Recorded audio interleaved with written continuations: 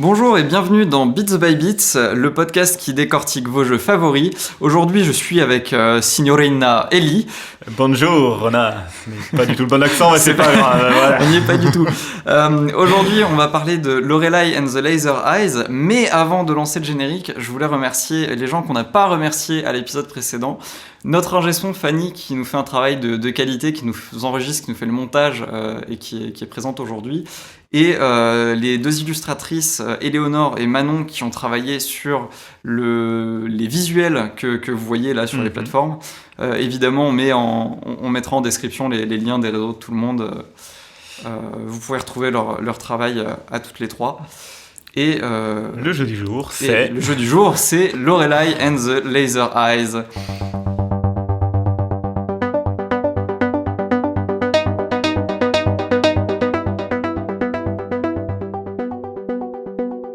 Lorelai, je t'en prie, commence. Oui, donc Lorelai, qui est un jeu développé par Simogo, donc un studio suédois, et édité par Annapurna Interactive. Je vais y arriver. Et sorti du coup, donc à l'origine sur Switch, mais qui a également un portage PC et PS4 et même Xbox One, il me semble. Ouais, alors Xbox One, je suis pas sûr. Le fact-checking en direct. Le jeu, en tout cas pour l'instant, donc le temps du fast-checking, est sorti en dématérialisé et également en édition physique, en des stocks très très limités, donc pour la version console PS4 Switch. Ouais, c'est ça. Et du coup, je confirme, il est bien sorti simultanément sur PC et Switch le 16 mai 2024 et sorti sur PS4 et PS5 le 3 décembre 2024. Et les joueurs Xbox se font léser, malheureusement. Voilà, se font léser. Voilà. J'avais de moins jolis mots en stock. Bon. Du coup, ouais, ça a été réalisé par un type qui s'appelle Simon Flesser, donc je vais pas dire patron de Simogo, mais game director chez Simogo, et scénarisé par un monsieur qui s'appelle Jonas Tarestad. Ce sera plus simple quand on aura des personnalités francophones avec des noms francophones, parce que là, on doit faire des bêtises, je pense. Et pour finir sur la partie Wikipédia, on a un score métacritique de 88, ce qui est plutôt correct. Très, très correct. Et des ventes, du coup, alors c'est pas évident à estimer parce que ça n'a pas été donné officiellement par le studio, c'est assez rare de connaître les ventes, mais il y a une petite stratégie, c'est de regarder le nombre de reviews sur Steam, et tu fais x50 à 70. Et t'as le nombre de ventes, ce qui nous donne du coup 50 000 à 70 000 ventes. Uniquement donc pour les versions Steam, en l'occurrence. Ça, je suis pas sûr. Faudrait que je vérifie. Mais il me semble que c'est l'idée. C'est si ça s'est vendu s'il y a eu 1000 reviews sur Steam, on sait que c'est à peu près temps. Voilà, à prendre avec des grosses pincettes, du coup.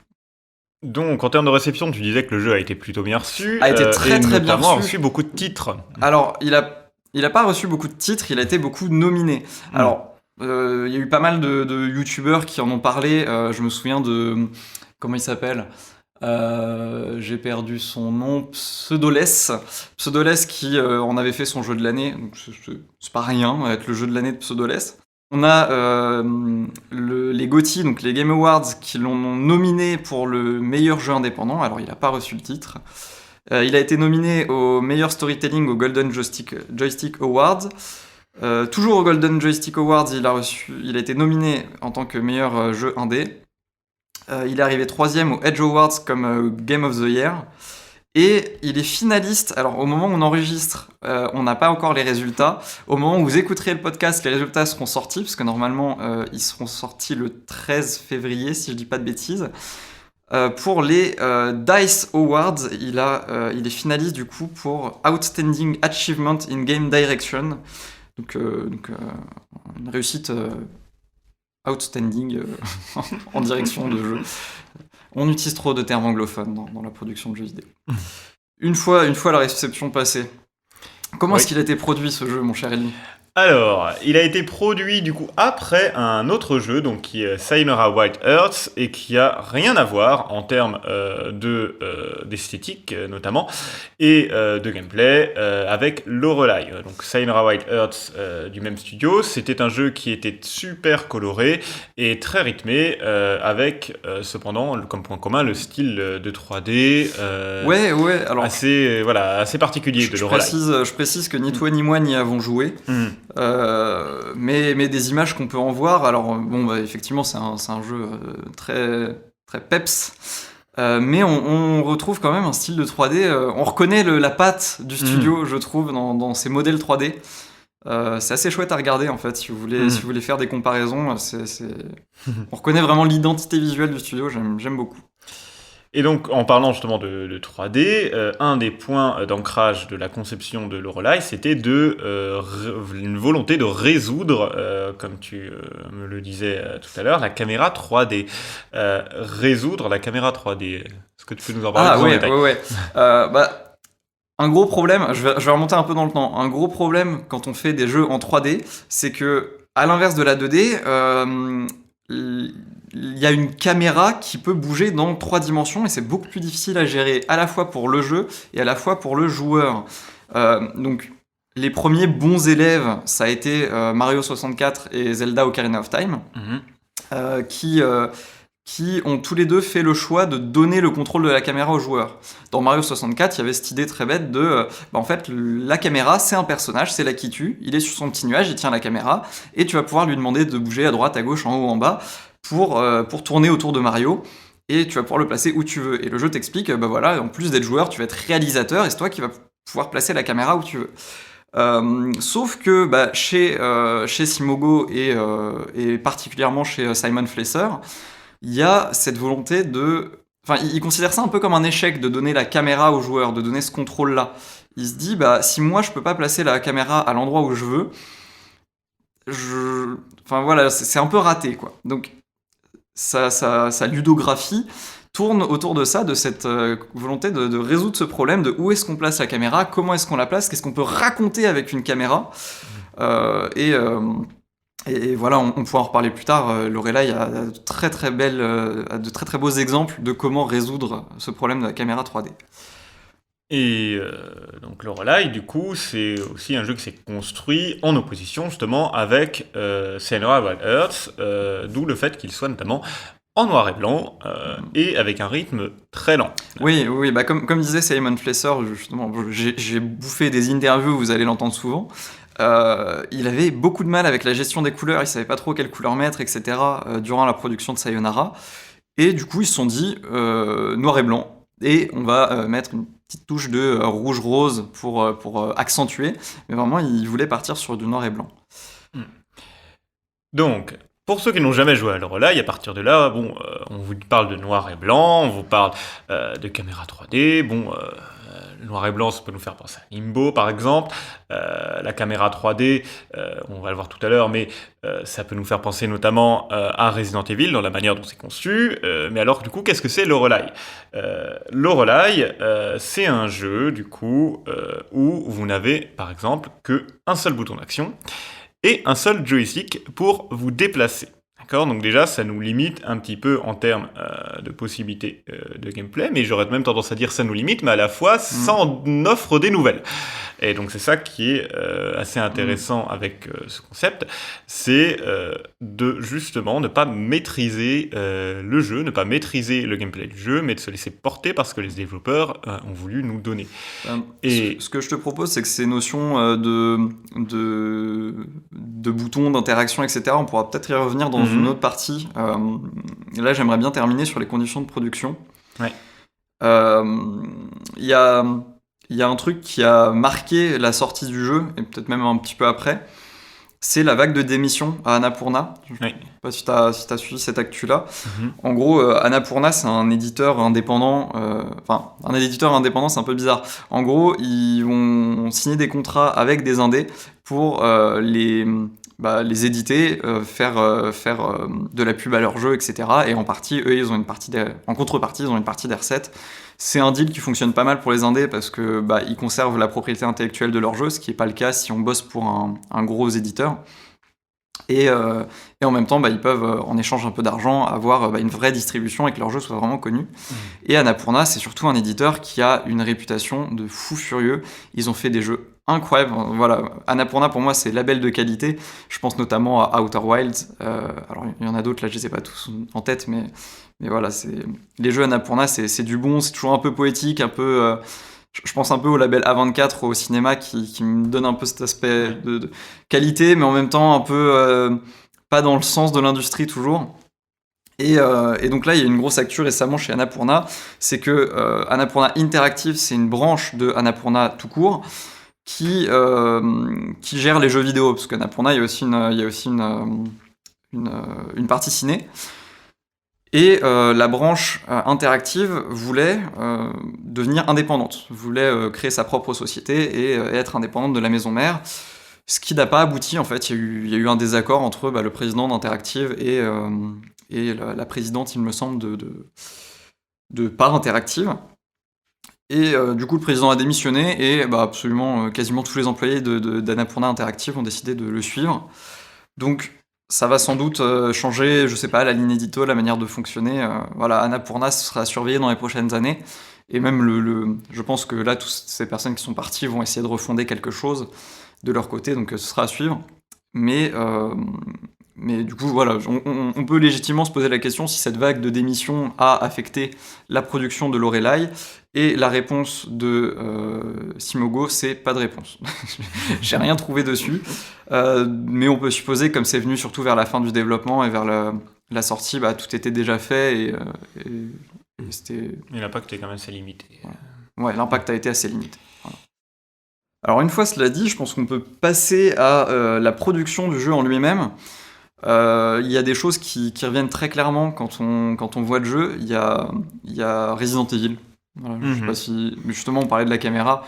C'est du Resident Evil. C'était l'idée à l'origine. Oui. Des plans fixes dans lesquels on va se balader. En fait, quand on va déplacer notre personnage, on va changer d'angle de caméra, on va changer de lieu. Oui, et puis la référence à Resident Evil va même au-delà de ça. Elle est claire et évidente à partir du moment où on rentre dans un manoir comme étant le premier bâtiment du jeu et le seul et unique bâtiment du jeu d'une certaine manière. Donc, on sent clairement qu'il y a une volonté de faire écho à Resident Evil. Mais tout en l'abordant de manière différente. Oui, bien sûr. En fait, ils ont voulu retirer la partie horreur, survival horror du survival horror. Et c'est ça qui peut être un peu perturbant, parce qu'au début, on s'attend justement à avoir un jeu qui soit dans cette dynamique-là, d'une certaine manière. En tout cas, moi, c'était une attente que j'avais. Je me dis, il y a une ref énorme à Resident Evil. Bon, on veut certainement, surtout qu'en plus, dans le début du jeu, on nous amène avec des personnages un peu mystérieux. On a, par exemple, des choses anodines, genre possibilité de fermer ou pas la voiture. Donc du coup, dans cette ambiance qui plus est de Lorelai noir et blanc, où il n'y a personne à part nous, exactement comme dans Resident Evil, on va se poser les questions, on se dire, mince, mais peut-être que si je ferme la voiture, après, je vais pas pouvoir y retourner quand quelqu'un m'aura volé mes clés, que je devrais démarrer en urgence, des choses comme ça. Enfin, on peut se faire plein de théories dans sa tête, et finalement, qui s'avèrent complètement inutiles, et les développeurs se jouent beaucoup de ça. Ils jouent beaucoup, je trouve, quand même, en tout cas au début du jeu, pour l'aspect découverte, de la ressemblance graphique et d'esprit avec Resident Evil. Et il y a... Mais du coup, comment est-ce qu'ils en sont arrivés à là ? Ils ont fait quelque chose que très peu d'indés peuvent se permettre. Ils ont fait beaucoup de prototypes. Alors, pour ceux qui ne le savent pas, quand on veut faire un jeu vidéo, on arrive rarement à la bonne idée dès le départ. C'est assez fréquent pour un studio de faire des protos et de voir ce qui... Tu lances plein de trucs contre le mur, tu prends ce qui colle en fait. Et eux, ils ont pu se permettre de passer quelques années à développer des protos. Avec toujours cette idée de base de garder très peu de boutons, justement, t'en parlais, très peu d'actions. Donc le premier proto, ils en avaient déjà un peu plus de boutons. Ils avaient L et R, donc les gâchettes de la manette pour cycle pour passer d'un élément à l'autre dans les puzzles, etc. Un bouton de sélection, un bouton d'action. Ça c'était là depuis le début, leur personnage de femme avec des lunettes de soleil. Alors au début elle lévitait dans un environnement 3D avec des photos en noir et blanc projetées dessus. Là pour ceux qui ont joué au jeu, je pense que ça doit vraiment vous parler. Bon, elle lévite plus aujourd'hui, mais voilà, cette projection de photos c'est très, très parlant. Enfin, c'était déjà là quoi. Ils avaient quand même une idée, c'était de résoudre des puzzles basés sur des images en débloquant, enfin ce qui fait que ça va débloquer d'autres images dans lesquelles on va voyager un peu comme tu rentres de couches d'images. Ça c'est complètement passé à la trappe, mais le Simon Flesser refuse d'en parler en interview plus que ça parce qu'il dit que ça peut servir pour un prochain projet. Donc restez à l'écoute de Simogo, si ça se trouve on va avoir des puzzles sympas dans les prochaines années. Ils étaient bien convaincus par l'atmosphère de leur premier proto. Ils ont vraiment adoré, c'est pour ça que c'est resté d'ailleurs. Mais le gameplay, ça leur parlait pas trop. Donc voilà, ils ont pu passer quelques années à bosser sur d'autres prototypes. Donc ils n'en parlent pas forcément en détail, mais ils sont parfois allés jusqu'à en faire des jeux complets. Mais toujours du coup autour de cette idée de l'environnement 3D avec une caméra en 3D. Du coup, peut-être on peut parler de comment est le jeu le Relay, enfin je veux dire qu'est-ce qu'on fait dans le Relay, hein, tout simplement. Donc dans le Relay, on est une femme donc à lunettes de soleil, un peu classe, qui débarque en Allemagne, donc dans un hôtel perdu au milieu de nulle part, avec une petite Trabant, les voitures qu'on avait à l'époque en Allemagne de l'Est, donc pour rajouter un lore un petit peu angoissant d'une certaine manière avec tout le côté folklorique qu'on peut s'imaginer autour de l'ex-Allemagne de l'Est. Et on arrive dans ce manoir complètement perdu, où il n'y a personne, si ce n'est un chien qui nous accueille dans le jardin. Et nous tombons sur un homme qui parle vraisemblablement tout seul ou avec quelqu'un dans une pièce à côté, qui se révèle être plus ou moins le maître de maison de cet hôtel. Et on apprend au fur et à mesure du jeu que cet homme a déjà des liens avec nous. Et une chose intéressante et qui est pertinente vis-à-vis de la manière dont le jeu a été conçu, cet homme, on ne voit jamais son regard. Et ça fait notamment écho au titre, hein, The Laser Eyes, qui met en évidence l'idée du regard, et notamment avec le laser de quelque chose qui peut transpercer d'une certaine manière les simples sens humains en quelque sorte. Hein.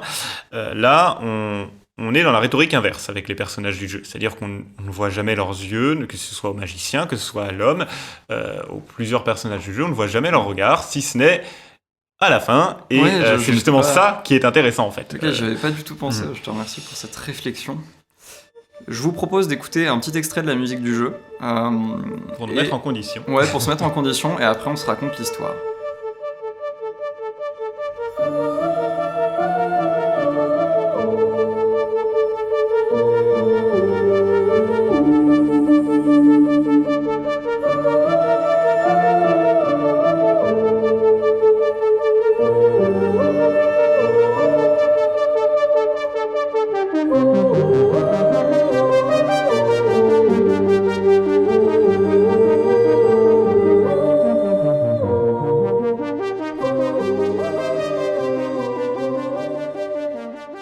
Pour l'histoire, tu l'as évoqué juste avant, on arrive à bord d'une Trabant, dans un hôtel perdu au milieu d'une forêt.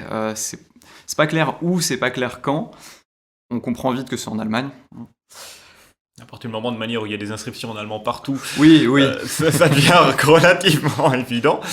C'est un jeu qui est très tourné autour de son histoire et dont toutes les mécaniques, enfin tout le jeu va être de découvrir l'histoire. Donc là, ce que je vais faire, c'est que je vais vous raconter l'histoire comme on la comprend à la fin. Donc si vous ne l'avez pas fait, vraiment, je pense qu'on le recommande le jeu. On le recommande. Vraiment, jouez-y, il est très chouette. Ou alors n'y jouez pas, mais voilà, on va vraiment raconter l'histoire à partir de la fin. Donc voilà, vous êtes prévenus. Donc on suit cette femme là qui arrive dans l'hôtel, c'est Lorelei Weiss. Une artiste prodige qui, dès son plus jeune âge, démontre un talent exceptionnel, notamment en utilisant une technique polygonale pour dessiner son père. On trouve ça dans les notes. En gros, les ordinateurs existent à peine, et elle fait des peintures de son père où elle dessine en faisant en traçant des triangles avec des traits fins, et au final, ça reproduit un portrait en 3D de son père. Donc, un peu la précurseur de ça, de la modélisation 3D. Évidemment, en plus de ça, elle excelle dans plusieurs disciplines. Donc elle finit par abandonner l'université, elle devient freelance. Elle travaille pour diverses entreprises, y compris un café qu'elle aime bien. Ça, on pourra en parler plus tard. Ça fait partie des puzzles importants du jeu, le café, qui s'appelle Planeton. Elle conçoit également des énigmes et des labyrinthes. Ça va revenir beaucoup dans le jeu, le labyrinthe. Après une période de freelancing, du coup, elle décide de se consacrer à des œuvres beaucoup plus personnelles. Elle crée une œuvre qui s'appelle Frage, qui est une œuvre multimédia qui combine des photos, des peintures, des courts-métrages, de l'animation, enfin, vraiment plein de choses. Je crois que Frage, c'est la contraction de frame et image. Alors, Frage, en allemand, ça veut dire die Frage, c'est la question. C'est la question. Oui.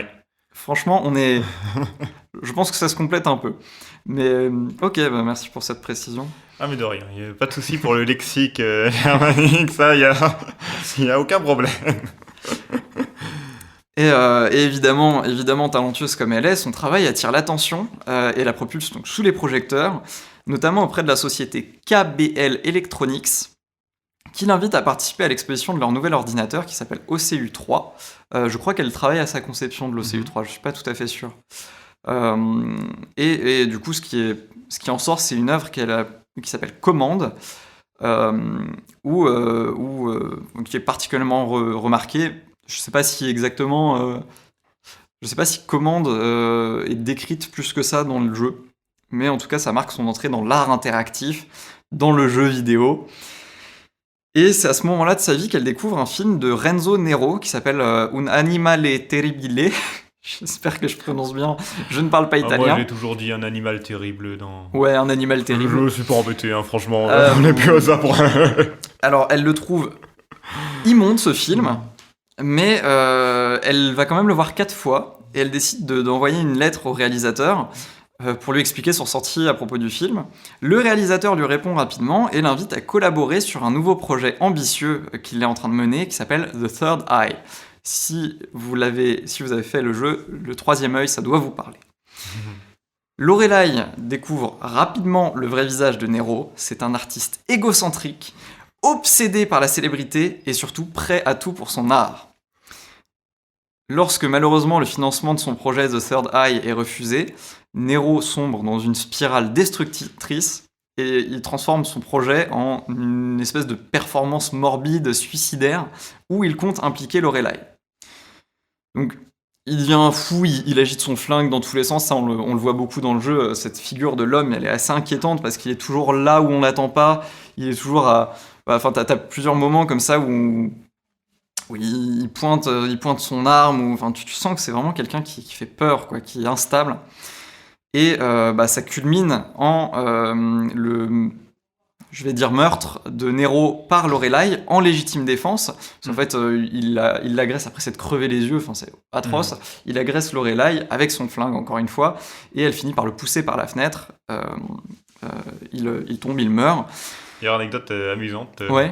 Je ne sais pas si tu t'es amusé à ce moment-là dans le jeu, parce que nous, on se dit, oh là, on est à la fin, allez hop, on s'amuse un peu, à répondre avec les mauvaises lignes de dialogue. Oui, et il te dit, non, c'est pas ça que tu dois faire. Voilà, et en fait, quand on lui dit, non, mais je ne veux pas pousser, il vous dit, non, mais si, allez-y, c'est votre destin.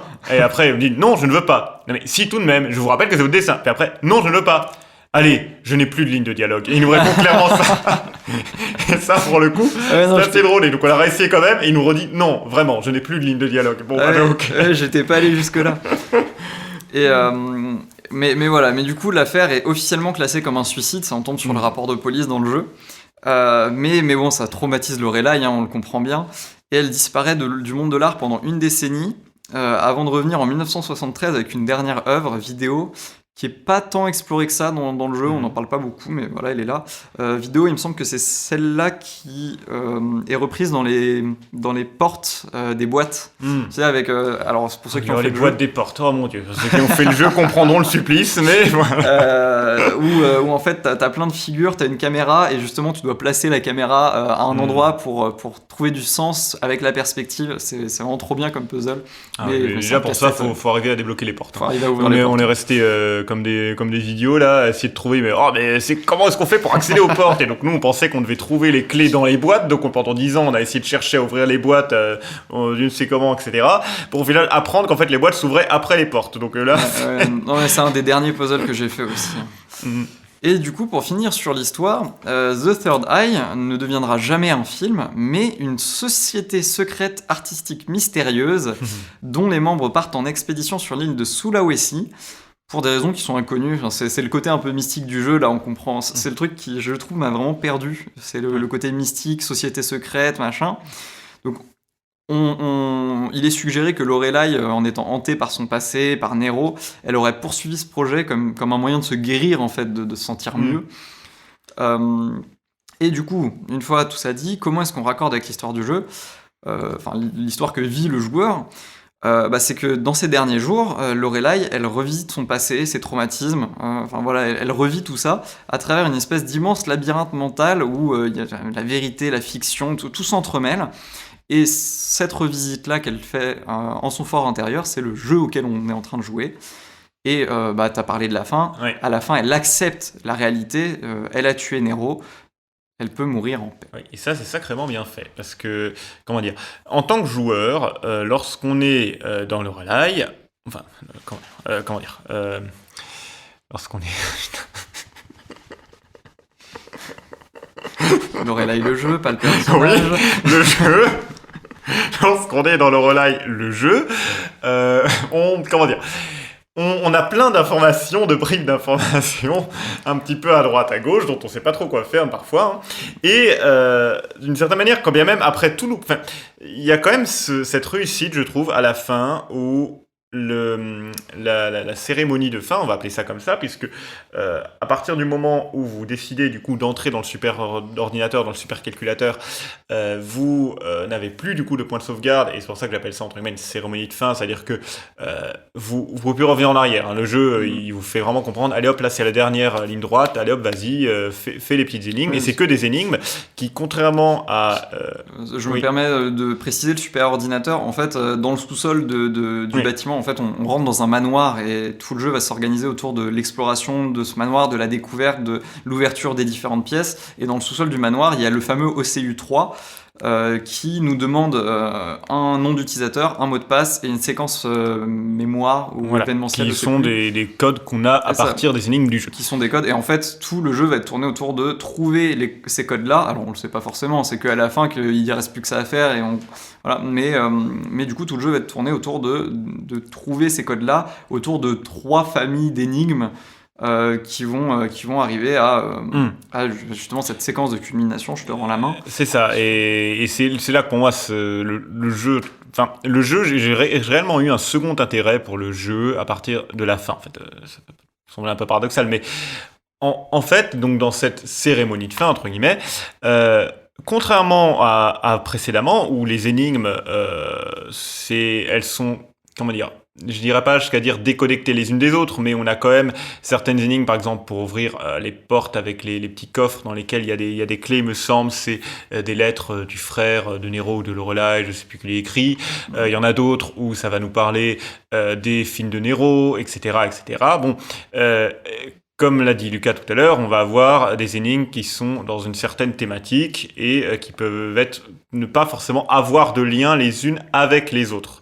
Et dans la fin, la cérémonie de fin, elle permet justement de recréer le lien entre toutes les énigmes et au joueur, en fait, de guider le joueur, de pousser le joueur à comprendre, à remettre, en fait, en ordre dans son esprit tous les éléments qu'il a pu trouver avec une série d'énigmes dans cette cérémonie de fin qui va être très linéaire vis-à-vis de la progression dans l'histoire de Lorelai. Dans l'histoire de Lorelai, le personnage. Et j'ai trouvé ça vraiment bien, parce qu'en plus c'est accompagné d'une certaine musique au piano qui est évolutive, qui est très redondante, mais aussi avec à chaque fois qu'on débloque un souterrain supplémentaire, puisque le concept de la fin c'est de s'engager dans des souterrains pour du coup faire la métaphore avec les profondeurs de son esprit et de sa mémoire. On s'y enfonce de plus en plus jusqu'à atteindre le verrou final qui est la confession de Lorelai elle-même quant à la réelle mort de Nero. Et bien ça, c'était très bien fait, parce que ça a vraiment permis, aussi même pour moi, alors peut-être que j'étais complètement à côté de la plaque durant tout le jeu, mais ça m'a permis de remettre de l'ordre dans mes idées, et de comprendre en fait même les liens que certaines énigmes avaient les unes avec les autres, parce que là, on est quand même dans un jeu où il y a pas mal d'énigmes, pas mal de fichiers à droite à gauche, dont certains ne nous servent strictement à rien aussi, clairement, et ce qui est prévu pour embrouiller le joueur, et avoir cette fin-là qui clarifie tout, ça a été une renaissance. Je l'ai trouvé très réussi. Et justement, alors moi j'ai fait le jeu 2 fois. Je l'ai fait une première fois à l'été 2023 et du coup une deuxième fois pour préparer le podcast.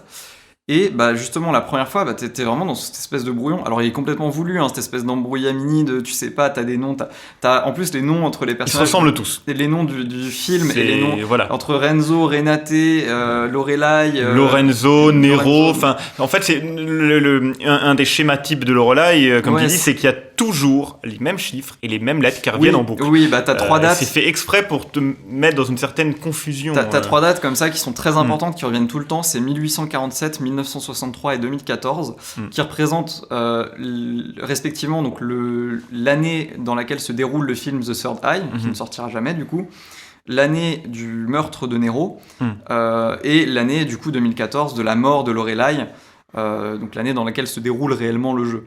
Mais je suis d'accord, mais du coup à ma première lecture, j'étais un peu embrouillé, et effectivement cette fin, elle te permet quand même de remettre les choses en ordre et alors elle te pardonne pas grand chose. Si t'as pas compris, t'as pas compris. C'est pas évident de trouver les réponses si vraiment t'as pas compris l'histoire du jeu.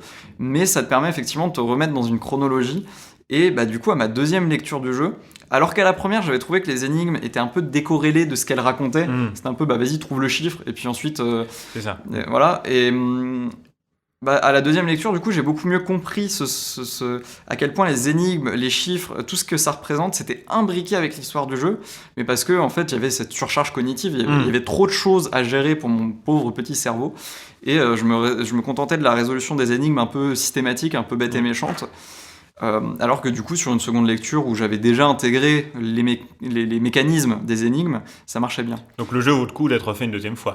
Ouais. Après, pour moi, ça m'a permis de beaucoup mieux appréhender l'histoire. Maintenant, c'est quand même beaucoup de travail. Enfin, se refaire 11 heures de jeu pour juste un peu mieux comprendre l'histoire. Je sais pas si ça vaut le coup si vous l'avez bien aimé, surtout. Alors, il y a un truc qui est assez intéressant dans ce jeu. Tu sais, on parlait de mélange de la réalité, de la fiction.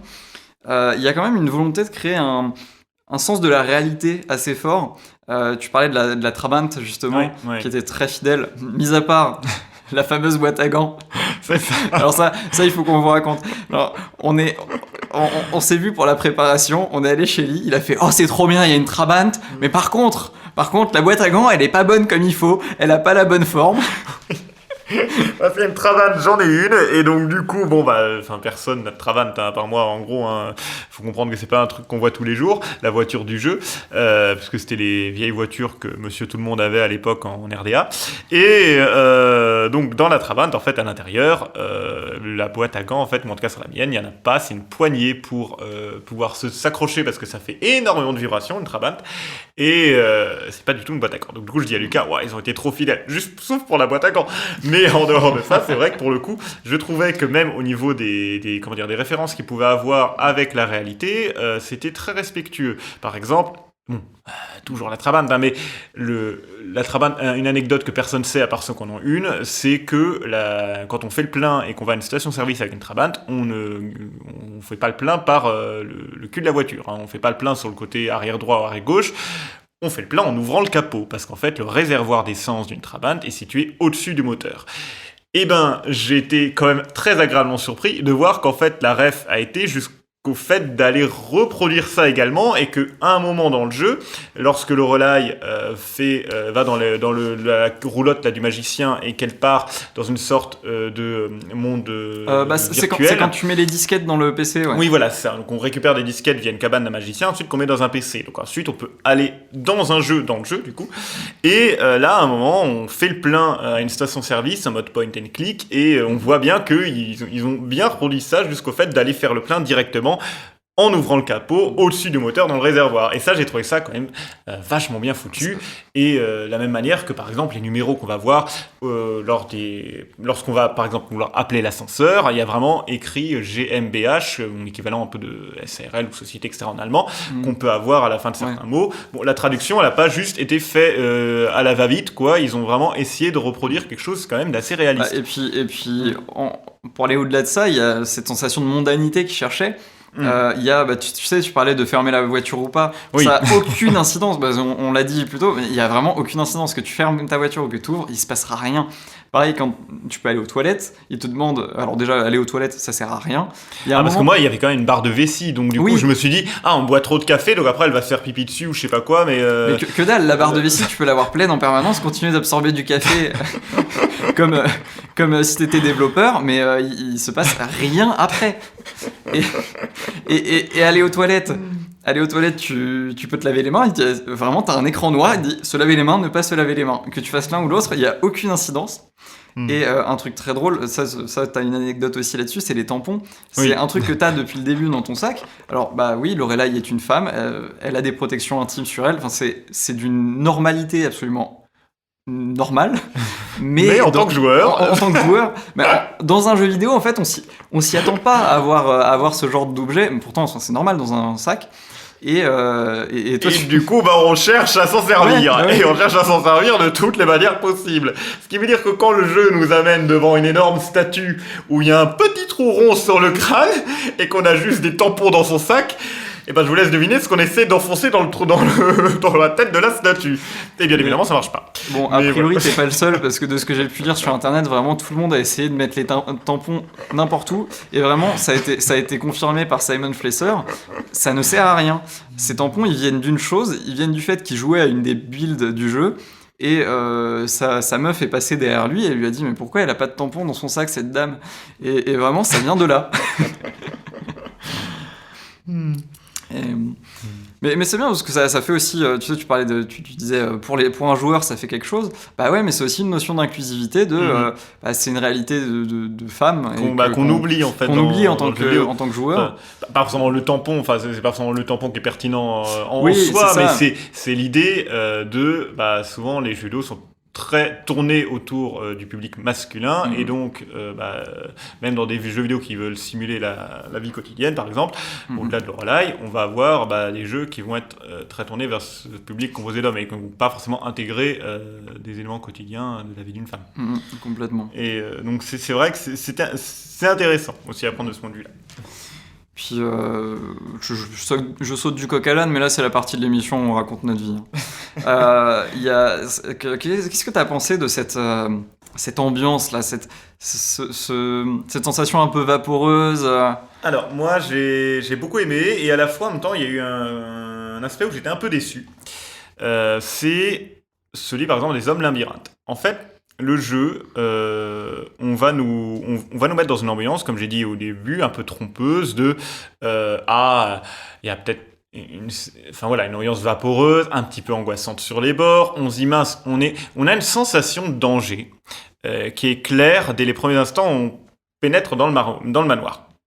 Et au final, je trouve qu'il y a un ou deux aspects où ça fait prout, dans le sens où par exemple, plus tard dans le jeu, on doit rentrer dans un labyrinthe. On doit rassembler des puzzles pour réussir à venir à bout du labyrinthe, par lequel on rentre par le miroir brisé. Et une fois qu'on est rentré dans ce labyrinthe et qu'on en sort, on a le jeu qui nous dit attention, des hommes labyrinthes. Donc les hommes labyrinthes, c'est quoi? C'est juste des hommes, mais avec une tête en forme de symbole de labyrinthe. Et donc il y a un homme labyrinthe par parcelle de labyrinthe qui existe, donc par stèle de labyrinthe. Et attention, clairement le jeu nous fait comprendre, oui, si vous les voyez, fuyez, etc. Faites très attention à eux, là, votre partie peut s'arrêter maintenant. Ça fait écho à ce qu'on retrouve dans le manuel du jeu. D'ailleurs, petite anecdote, c'est que le manuel du jeu est dans le jeu. C'est-à-dire que le premier truc que vous trouvez quand vous arrivez, justement en ouvrant la boîte à gants de la voiture, c'est le manuel du jeu qui vous dit à quoi s'attendre en termes de contrôle, à quoi s'attendre aussi en termes de gameplay, l'utilisation des dollars verts qui sont une monnaie du jeu mais qui ne servent que pour du bonus, voilà, les dollars américains. Qui servent pour des petites actions bonus qui en soi ne servent à rien pour la finalité du jeu mais qui peuvent être là juste pour le plaisir. Et donc dans ce manuel-là, on nous dit également, attention, ce jeu ne possède pas de sauvegarde automatique, veuillez bien faire attention à sauvegarder à chaque fois, s'il vous arrive quelque chose, c'est tant pis pour vous. Plus tard, on a donc ces hommes labyrinthes, on nous dit attention, il faut les faire très attention à eux, être très vigilants. Et je trouvais ça très paradoxal, et en même temps je pense que c'était quand même voulu par le jeu, mais moi c'est quelque chose qui m'a un peu interrogé, c'est que finalement, on a besoin de ces hommes labyrinthes pour faire le jeu. C'est-à-dire que ils finissent quand on les... En fait, c'est ça. De manière, à bout d'un moment, ils vont finir par nous attraper d'une manière ou d'une autre parce qu'on va se retrouver dans une pièce avec un angle où on peut pas, on a une seule porte de sortie. Du coup, ils vont la bloquer et rentrer par là. Faut savoir que ces hommes labyrinthes, ils apparaissent de manière aléatoire dès lors qu'on a pénétré une première fois dans le labyrinthe. Et ce, tout au long du reste de notre partie. Jusqu'à ce que tu aies fait les 9, en fait. Il y en a 9. C'est ça, puisqu'ils nous donnent, et en fait, et c'est là que ça devient intéressant, c'est que ces hommes labyrinthes, moi, je me disais, ah mince, ça va être ils vont venir un peu nous tester, voir si on connaît bien le jeu, avec des petites énigmes, etc. Et on nous a fait comprendre, ils ont un revolver, ils vont nous tirer dessus si on a la mauvaise réponse, paf, on est mort, oh mon Dieu. Quelque chose d'un peu abrupt qui puisse nous mettre en situation de difficulté et qui nous pousse du coup à vouloir sauvegarder régulièrement. Et en fait, pas du tout, puisque les hommes labyrinthes, lorsqu'on rentre, quand on est avec eux, on va être transporté du coup dans une salle d'un interrogatoire où en fait donc c'est le policier qui nous interroge, qui a fait le rapport d'enquête, en fait, cet homme labyrinthe, et il nous fait projeter une visualisation d'un endroit qui représente une scène de dispute ou une scène conflictuelle entre Renzo et Lorelai vis-à-vis du projet. Et on doit juste simplement mémoriser, par exemple, combien il y a d'ampoules dans la pièce, combien il y a de traces de pas rouges par terre, tu sais pas ce que tu dois mémoriser, etc. On ne sait pas en fait à l'avance. Voilà, on doit mémoriser un peu toute la pièce et après, à l'issue de ça, il y a une question qui nous est posée, et de manière aléatoire, et ça c'est un point très important sur lequel on reviendra, et on doit répondre à ces questions, encore une fois, du style, combien y a-t-il d'ampoules dans la pièce ? Si on se trompe, on meurt, si on se trompe pas, on gagne. Mais... on gagne, et du coup on récupère, je crois, une pièce de labyrinthe, voilà, c'est ça ? Non, on récupère une page de script. Et les pages de script, c'est quelque chose que nous demande Nero au début du jeu. Il nous dit, il faut m'envoyer toutes les pages de script, j'attendrai dans ma chambre, veuillez les glisser sous la porte. Et donc du coup, finalement, on a besoin de ces pages de script. Et c'est là que, pour moi, ça crée une contradiction, de certaine manière, avec l'esprit que le jeu voulait mettre autour de ces hommes labyrinthes, et aussi autour du sentiment d'angoisse qu'on pouvait avoir. C'est que, dans les premiers instants du jeu, on va être sur nos gardes. Et finalement, après, cette sensation-là, pour moi, elle a disparu complètement du fait que les hommes labyrinthes ne sont pas une menace. Tu en as besoin pour terminer le jeu. Et donc, j'ai trouvé ça un peu dommage, même qu'au final, il nous donne quelque chose, qu'on ait besoin d'eux. J'aurais peut-être apprécié le fait que ce soit une vraie menace, qui soit là, qui soit présente, qu'à la limite, l'indice qu'il puisse nous donner soit plus alambiqué, ou en tout cas moins explicite et direct que la page de script qu'il faut absolument rendre à Nero, et donc on a absolument besoin, tout en le sachant d'avance, pour terminer le jeu. Et de la même manière, Nero, au départ, on trouve pareil dans le hall d'accueil de l'hôtel, on va trouver une lettre, il me semble, d'un producteur qui nous dit « Faites très attention, partez, il ne faut surtout pas s'associer avec lui. » Et moi, à ce moment-là, dans ma réflexion du jeu, c'était pile le moment où Nero nous demande de donner les pages de script, et donc s'associer avec lui, ça, pour moi, ça revenait à lui offrir les pages de script. Et donc, du coup, il y a eu un moment de flottement où je suis resté avec les pages de script et j'en ai pas donné parce que je dis, non, peut-être que le jeu me soumet à un choix, à un embranchement, comme dans un visual novel, entre guillemets, où je ne lui donne pas les pages de script et ça me permet de garder des atouts dans ma manche pour plus tard, en mode un peu calculateur. Alors qu'en fait, non, finalement, le jeu est très scripté, linéaire peut-être pas, mais en tout cas, il est très scripté. Et du coup, voilà, moi, ça contribué à me donner une illusion d'un jeu qui serait peut-être un peu moins scripté que ce qu'il n'était. Et j'ai trouvé ça un peu dommage d'une certaine manière, même si, après coup, j'apprécie quand même la manière dont le jeu était conçu, le fait que ce soit scripté, c'est un bon jeu scripté. Alors, voilà, je suis moins d'accord avec l'aspect scripté, parce qu'il y a cette structure en oignon, on pourra y revenir juste après. Mais en tout cas, le jeu sait où il veut t'emmener. C'est pas une histoire, c'est une histoire qui est linéaire, mais racontée de manière complètement déstructurée.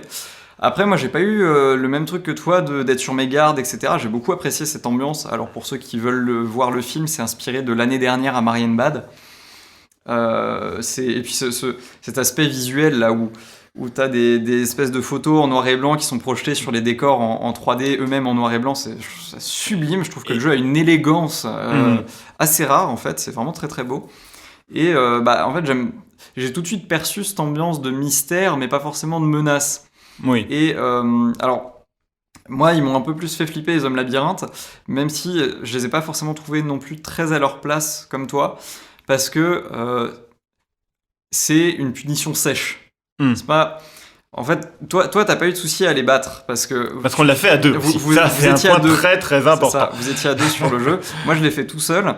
Et effectivement, tu dois retenir un peu tout ce qu'il y a dans une scène et tu sais pas trop ce qu'il va te poser comme question après. Pour chaque scène, je pense le jeu doit avoir en mémoire quelques questions et il t'en pose l'une ou l'autre de sa mémoire, quoi. Et moi, tout seul, à tout retenir, c'était pas évident. Et sur ma deuxième run, du coup, j'ai fait appel à ma chérie pour m'aider sur ces phases-là. Et ça s'est quand même vachement mieux passé. Mais du coup, c'était un peu une perte sèche de si t'as perdu, juste il te ramène à ton dernier point de sauvegarde qui potentiellement était quand même un peu loin. Alors, je sauvegardais dès que je croisais un ordi, mais il suffit que t'aies fait une ou deux énigmes avant, ça devient très laborieux parce que le mec te bute, tu dois retourner faire tes énigmes et puis réaffronter le gars parce qu'il va revenir exactement au même endroit. Mais sans forcément de progression j'ai appris un truc, cette mort m'a appris un truc. Ça m'a peut-être un peu manqué, mais ça fait quand même écho à cette volonté qu'avaient les créateurs du jeu de faire un jeu dont la difficulté était moderne, dans le sens où le jeu se veut complexe mais accessible. Oui, complètement.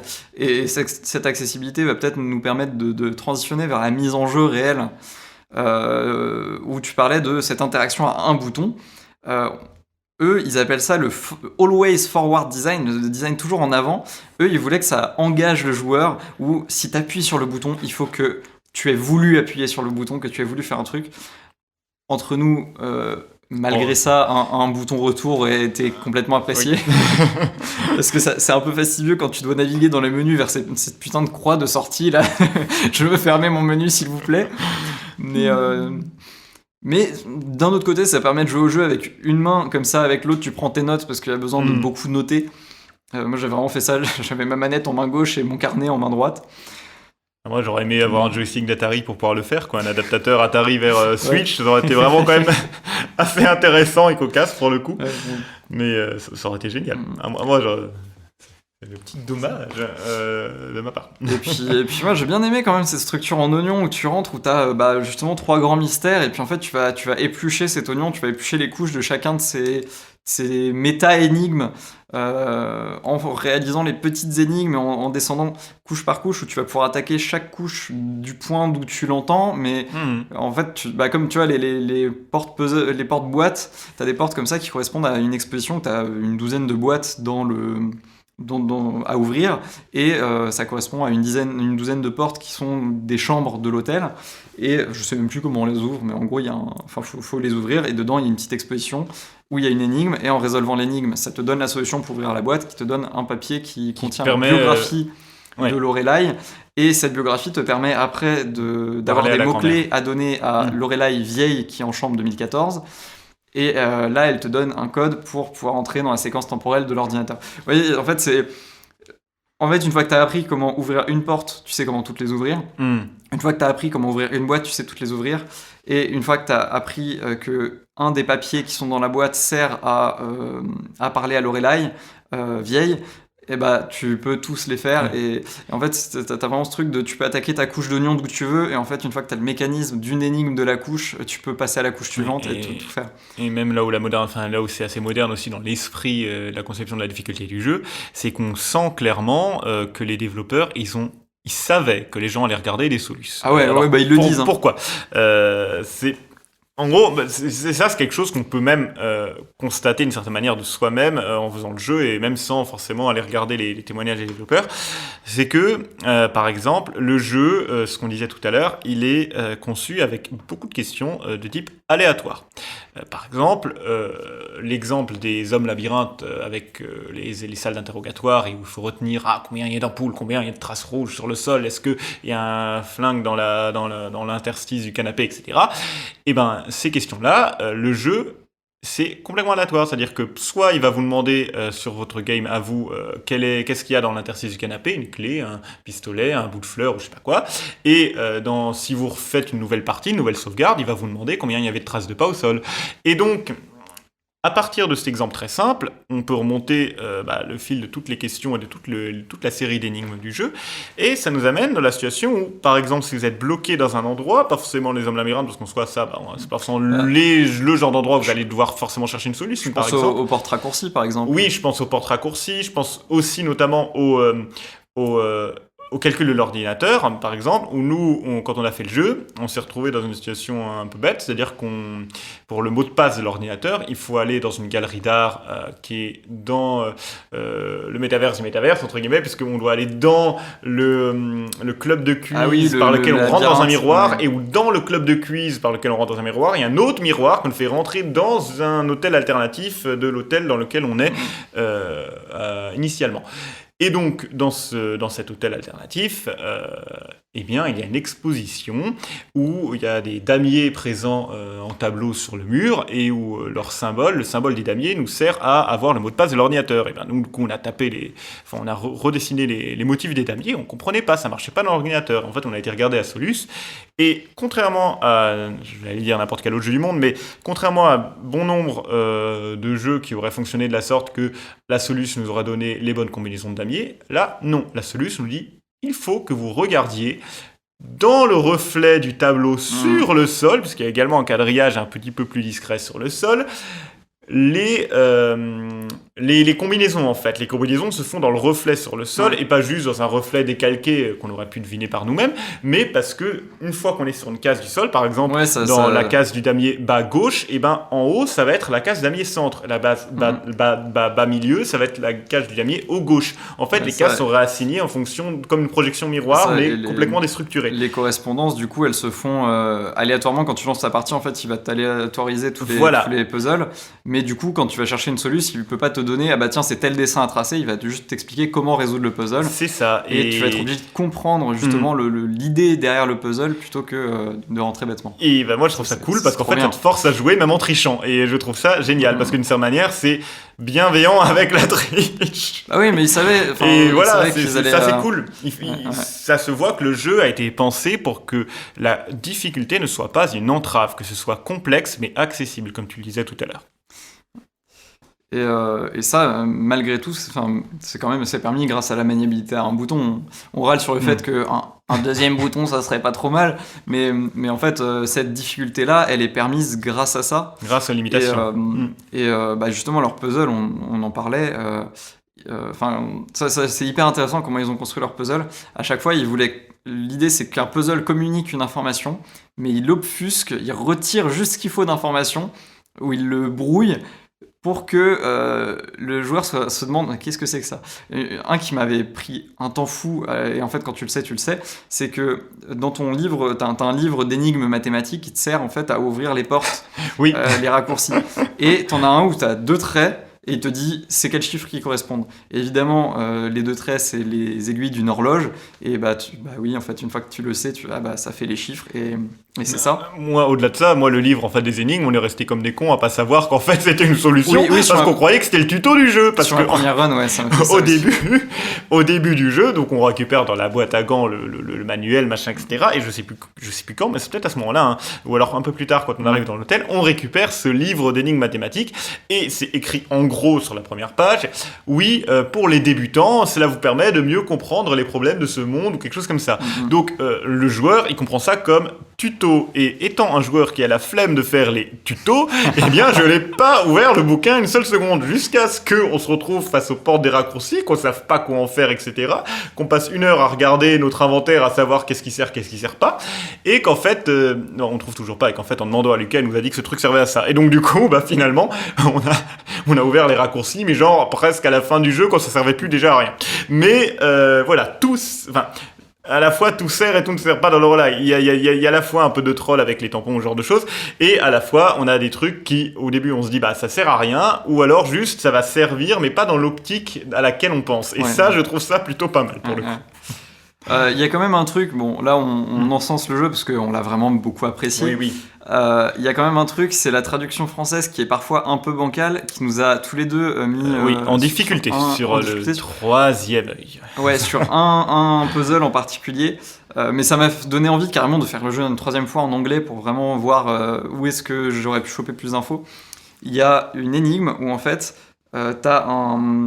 t'es en haut de la cage d'ascenseur, enfin t'es tout en haut de l'immeuble, t'es dans la pièce où il y a la cage d'ascenseur, et t'as un tableau qui affiche 3 cloches, et quand tu lis ce qui a marqué sur le tableau, il t'écrit en français, le 3e œil voit tout, mais en anglais c'est the third eye hear it all, donc entend tout. Et qu'est-ce qu'il y a dans l'ascenseur ? Il y a ce petit bouton sonnette pour appeler à l'aide, comme dans tous les ascenseurs du monde. Avec une cloche. Avec une cloche. Et quand tu appuies 3 fois sur ce bouton, évidemment, ça ouvre le tableau. Alors, c'était évident, il y a les cloches sur le tableau, machin. Mais quand t'es dedans, un peu moins évident. Et le fait qu'il voit tout, ça te donne pas l'indication que devrait te donner entend tout. Voilà, il y a ce genre de petites erreurs là, ça fait que tu te demandes, quand tu repères une erreur, tu te demandes toutes celles que t'as pas repérées et qui auraient peut-être pu aider à la compréhension ou quoi. Ça, c'est un peu dommage. Écoutez, moi j'arrive au bout de ce que j'ai noté. Non, j'arrive pas au bout. Il y a un truc dont je veux parler quand même. L'originalité du jeu ? Non. Alors. En quoi, qu'est-ce qui était aussi original dans les idées liées au jeu alors moi, avant ça, je voulais parler des jeux dans le jeu. Ça, c'est trop bien. Oui. Ça, c'est trop bien. Alors déjà, au début du jeu, tu voles une Game Boy où t'as une calculatrice, etc. que j'utilisais pas parce que j'avais mon portable à côté. Mais bon. Mais surtout, tu vas trouver dans le jeu des consoles, des Laser Eyes. Ouais, qui sont une grosse copie de la Dreamcast, en gros. Ouais, j'aurais dit PlayStation, mais chacun... Il y a 4 ports manettes, quand même. Oui, mais comme le jeu, il est inspiré de la PlayStation, et les triangles tremblent comme dans la PlayStation, parce que pour les plus jeunes qui n'ont jamais joué à la PlayStation, il y a un tremblotement des polygones de l'image à chaque fois sur PlayStation. C'est parce que la PlayStation 1 est incapable de gérer les nombres à virgule. Ce qui fait que quand elle gère une coordonnée, plutôt que de faire la transition douce entre 1 et 2, elle fait 1, 2, et du coup t'as ce truc de tremblotement en permanence qui est reproduit par le jeu, alors de manière beaucoup plus fine, hein. On est plus sur l'impression que donnaient les jeux plutôt que sur vraiment une recopie 1-1. Mais du coup, t'as ces consoles qui sont, on va dire, à mi-chemin entre la PlayStation et la Dreamcast, où tu rentres justement dans une version du jeu Lorelai, qui serait plus une espèce de version de The Third Eye du film. Donc version PS1 Dreamcast, où en contrôle tank en plus, où en fait t'appuies sur avant pour que ton personnage avance, reculer pour très perturbant, et droite-gauche pour qu'il pivote à droite ou à gauche comme un tank. Donc aujourd'hui, quand tu pousses ton stick dans la direction où tu veux que ton personnage aille, et c'est tout. Ouais. Et c'est vrai que ça, pour le coup, moi ça m'a perturbé au départ parce qu'il y a ce switch de jouabilité auquel je m'attendais pas du tout. Et du coup, parfois, faire la jonction entre les deux, ça m'a amené à me prendre des portes ou des trucs comme ça, quoi. Mais notamment, ce qui est intéressant avec ce jeu dans le jeu, c'est qu'il y a une dimension obligatoire, une dimension facultative aussi. C'est-à-dire que d'un côté, on va avoir besoin des énigmes liées à la Dreamcast, à la Playcast, à la Playcast, et pour pouvoir avancer dans le jeu, puisque ça va nous donner des codes erreurs qui vont servir à un moment, quand on va faire bugger le jeu, puisque le jeu nous incite à ce moment-là à faire bugger et crasher les jeux de la Playcast. Donc je trouve ça plutôt sympa comme clin d'œil en quelque sorte, de sorte que les bugs soient volontaires. Et à la fois, on va aussi avoir, donc avec notamment les dollars verts, pourquoi j'appelle ça dollars verts, les dollars américains, on va avoir une monnaie factice dans le jeu qui va nous être utile pour des choses facultatives, comme on l'avait dit tout à l'heure, et notamment le fait de soit s'acheter des petites figurines, les bouboules figurines là qu'on a comme au Japon, les gachapon, qui au final ne servent strictement à rien, parce que même on peut même pas les regarder une fois qu'on les a posées, elles sont là sur le truc, et puis voilà. Donc du coup, je crois qu'on peut les regarder si. Je crois qu'on peut les regarder, mais on s'en fout. Bon, on s'attendait à peut-être avoir quelque chose à la fin, débloquer un truc. En fait, non, pas du tout, parce que de manière, le jeu nous prévient d'emblée dans le tuto, dans le manuel, que les dollars verts ne servent à rien pour finir le jeu.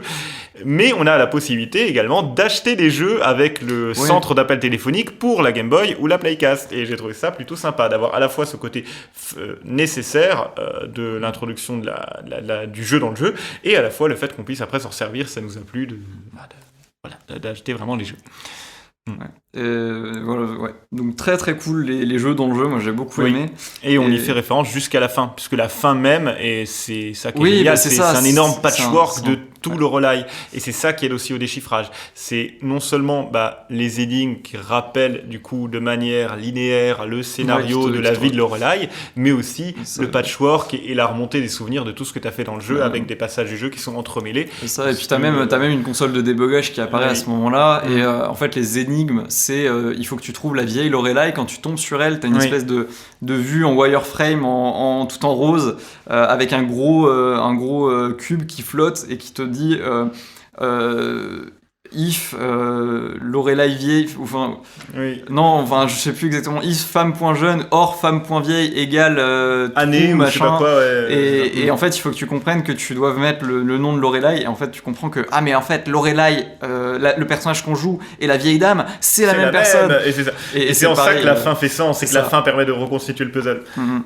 Et c'est incroyable cette fin, j'ai beaucoup apprécié. Alors, du coup, en conclusion, parce que je pense qu'on a un peu fait le tour, c'est un jeu qu'on a beaucoup aimé. Je vais peut-être me faire Sayonara Wild Hearts, du coup, et puis je vais suivre le studio. Et quoi d'autre ? Jouez-y. Oui. si vous nous avez écouté. Et pour le coup, jouez-y, et jouez-y même à deux. Moi, c'est le conseil perso, c'est que j'ai trouvé que c'était ultra agréable comme expérience, notamment à deux. Parce que le fait de jouer à deux, étant donné qu'en plus il y a une maniabilité qu'à un bouton, ça se sent du coup que le jeu n'est pas conçu pour être un jeu qui demande forcément un jeu de réflexe, concentration énorme vis-à-vis de tenir la manette en main. Donc tout est centré autour de la réflexion autour du jeu. C'est un jeu à énigmes logique, et donc de fait on réfléchit mieux à deux cerveaux parfois. Encore une fois, Simon Flesser l'a dit en interview, il l'a pensé comme un party game, c'est ça. Un party game où justement il y a une personne qui tient la manette et il y a les autres qui jouent avec. C'est vrai que ça joue très très bien comme ça. Pour l'ouverture, j'allais dire l'année dernière à Marienbad, je l'ai déjà cité, c'est une grosse inspi du jeu, donc si le jeu vous a plu, ça vaut le coup de regarder le film, il se trouve pour pas cher. Est-ce que tu as une reco culturelle maintenant qu'on moi, le jeu, il m'a fait énormément penser à D. D, la lettre, le A, B, C, D, vous arrêtez à D, juste la lettre. Le jeu s'appelle D, c'est un jeu qui peut être assez connu dans la scène rétro et encore, mais que personne aujourd'hui ne va connaître pour ceux qui ne s'y intéressent pas forcément. C'est un jeu qui est sorti sur Saturn et PlayStation, il me semble PC, qui avait même droit, je crois, à une suite, Ennemi Zero. C'est un jeu donc qui nous plonge dans les yeux du coup d'une héroïne qui est une femme. Une femme du coup dont le père est médecin, il me semble, et qui commet des meurtres dans un hôpital, et donc on comprend pas pourquoi, et en fait elle va intervenir, et donc elle se plonge dans une sorte de monde alternatif, un peu via un miroir, en plus je crois, il me semble, je suis plus sûr de cette information. En tout cas, de la même manière que comme Lorelai rentre dans les labyrinthes avec les miroirs, elle va rentrer dans une sorte de monde alternatif, où elle va être dans une sorte de château, de manoir, où va y avoir plusieurs énigmes, et sous forme du coup de point and click très très lent. Et alors là, pour le coup, quand je dis très lent, c'est vraiment très lent. Hein. On a encore moins le choix de la caméra que le Relay, puisque ce n'est pas juste du point and click à la Myst où on va cliquer et hop, on va switcher instantanément d'image, ou le Relay, ou alors on va pouvoir avoir le contrôle quand même du personnage. Là, on va lui dire va à gauche et on va attendre qu'elle fasse 1, 2, 3, 4, 5 pas à gauche et qu'elle tourne le visage pour être en face de l'objet qu'on souhaite. Donc c'est un rythme extrêmement lent qui peut peut-être en décourager certains, mais où on retrouve quand même cette atmosphère assez similaire. On a pareil des scènes où elle se regarde dans le miroir, où le miroir devient tout flou, et ensuite, je me souviens une scène où une main sort du miroir pour nous agripper. Il y a pas mal de refs qui peuvent me faire penser un petit peu à Lorelai, dans l'esprit en tout cas, même combinaison. Hein. Une femme qui arrive seule dans une sorte de grand manoir et qui doit résoudre des énigmes, et les énigmes de dés sont d'ailleurs parfois assez alambiquées, hein, assez tirées par les cheveux, donc pour le coup... n'hésitez pas quand même à regarder la solu si ça vous bloque. Mais voilà, moi ce serait le jeu qui me fait le plus penser à Lorelai. Et sinon, évidemment, on l'a cité tout à l'heure, mais Resident Evil en termes d'inspiration, même si ça n'a rien à voir en termes de style et vis-à-vis des énigmes, etc. Mais bon, en termes de patte artistique, il y a une inspiration quand même qui est claire et nette. Voilà. Moi pour mes recos, alors je vais pas du tout partir sur un truc comme Lorelai parce que j'ai pas d'inspi. Je vais plutôt vous parler de ce que j'ai lu récemment et de ce que j'ai regardé récemment. Je viens de finir la pentalogie La Longue Terre. C'est des bouquins coécrits par Terry Pratchett et Stephen Baxter. C'est de la SF, c'est trop bien, lisez-le. Et alors je suis tombé dessus sur Netflix en me disant tiens, il me faut j'ai envie de regarder un animé là. Et je suis tombé sur Dan Dadan. Alors peut-être que je débarque et a priori tout le monde a adoré, mais j'ai adoré aussi, c'est trop mignon, trop chou, trop rigolo, donc voilà. Alors Dan, ouais. moi j'ai regardé, nous on a drop le troisième épisode parce qu'on a trouvé ça trop, trop comment dire. Tu sais, il y a un côté, comment dire, très blague de cul entre guillemets qui est ultra assumé, mais qui le coup parfois est vraiment beauf d'une certaine manière. Enfin, et pour nous, ça nous a fait un peu sortir du truc, quoi. Alors que pourtant l'idée d'origine aurait pu être cool, mais nous on a drop à cause de ça. Ouais, ça m'a moins choqué, mais écoute, mais je sais qu'il y en a pas mal qui ont bien aimé dans. Enfin, écoute, pour moi c'est un truc pas prise de tête. C'est un manga qui m'a fait du bien. Voilà, c'est pas le genre de truc où vraiment je pense dans un an je l'aurais oublié, mais voilà, j'ai passé un bon moment devant. Donc vu que je l'ai regardé en 2 jours, il y a 2 jours. Mais moi après, justement dans les animés, parce que en rebondissant là-dessus, ça me fait penser à Link Click. Alors pourquoi Link Click ? Link Click, c'est un animé chinois, donc je sais pas comment ça se dit, hein, parce qu'il y a les mangas au Japon, les manhwas, etc. Mais alors chinois, je sais plus, je crois qu'il y a un terme exact dans les communautés, etc. Mais je sais plus ce que c'est. Mais bon, bref, un animé chinois. Pourquoi j'en parle ? Parce que tu avais évoqué tout à l'heure le fait que le développeur de Lorelai avait initialement aussi eu l'idée d'un voyage grâce à des photos, du fait de toucher une photo, de rentrer dans le souvenir, etc. Et en fait, cet animé, ça parle exactement de ça. C'est un animé où on suit du coup un trio d'une sorte de micro-entreprise où leur job, en fait, dissimuler derrière un magasin de fleuristes ou quelque chose comme ça, c'est de voyager dans les photos et dans les souvenirs des gens pour résoudre des problèmes qu'ils ont pu avoir.